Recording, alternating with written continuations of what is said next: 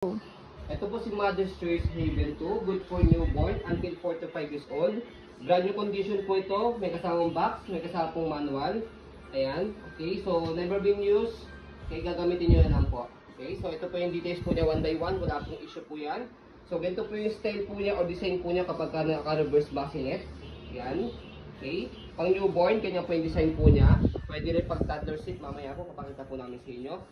Color gray po siya, ang color niya. Gray linen, okay. So, ito po yung canopy niya. Okay, wala pong faded, walang discoloration. Peekaboo. Okay. Extension canopy. Yan. Okay. So, kapag pinold po siya, pag ganyan lang. Okay. So, bumper bar or front handle, ayan po. Okay. 5 harness, safe na safe si baby, wala po yung putol. Ayan. Ito sa ilalim, ito sa ibabaw. Okay. Same din sa kabila. Okay. With complete pad. Okay. Hindi nyo na kailangan ng extra fusion pad. Malambot na po siya. Okay. Ayan po yung details po ng handle po niya. Okay. So, ito naman po yung details ng body frame sa right side.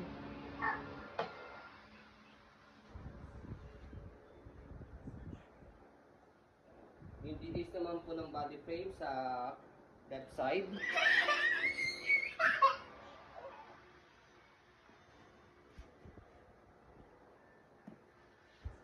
Okay. So, yung gulong. Okay, gulong sa harapan. Yung basket, marami kayong mailalagay. Malaki po siya. Kung may small puppy po kayo, pwede nyo po mailagay po dyan. So, kapag po naka-front naman po yung bassinet, press nyo po yung button dito, left and right. So, ganyan po yung design po niya kapag naka-front bassinet po siya. Stopper, darling. Okay. So, yan. Okay. Kapag naman po naka-toddler seat siya, meron siyang nilalak dito. Ito isa. Pangalawa. Okay. So, sa likod, meron siyang ina-adjust. So, ito, press nyo po ito. Then, pull up. Okay? Para umupo siya. And then, adjust nyo po ito. Pagka gusto nyo pong mas lalo nakaupo pa si baby. So, itong bakal na to, support po niya kapag nakaupo si baby. Okay? Lock nyo lang dito yan. Yan. Same din sa kabila. Okay. So, stopper, naka-go. Baba nyo lang po yan para mag-stop. Yan. So, yung basket, as you can see, malaki nga po. Okay? So, ganyan po design po niya kapag naka-front toddler seat. Yan. Okay? Front toddler seat. Okay, so kapag naka-reverse toddler seat naman po siya, again, press nyo po ito left and right. Yan. So sa mga getong stroller, ang nare-reverse sa kanya talaga bassinet. Sa mga lightweight stroller, ang nare-reverse sa kanya is yung handle. Okay? So ganyan po design po niya kapag naka-reverse toddler seat po.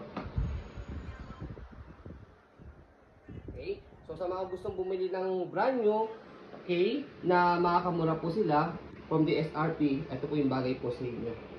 Okay? Sa kapang matagal ng stroller po. Okay? Sa pag-fold po sa kanya, balik nyo lang po muna ulit yung bassinet niya. Ayan. So, pwede nyo hindi natanggalin itong mga lock dito, pwede naman tanggalin din, depende po sa inyo.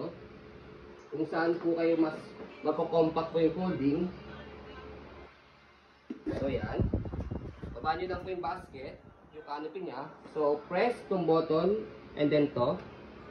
Okay? Pwedeng sabay yan na naka-fold and then may lock siya dito sa gilid.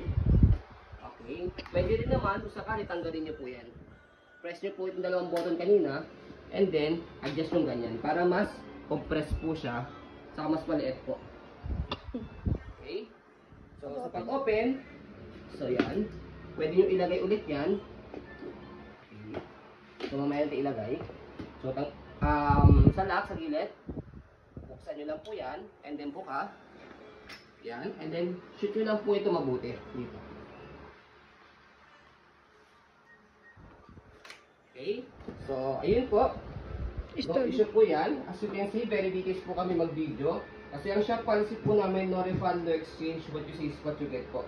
So yun po, maraming salamat. Have a nice day and God bless po.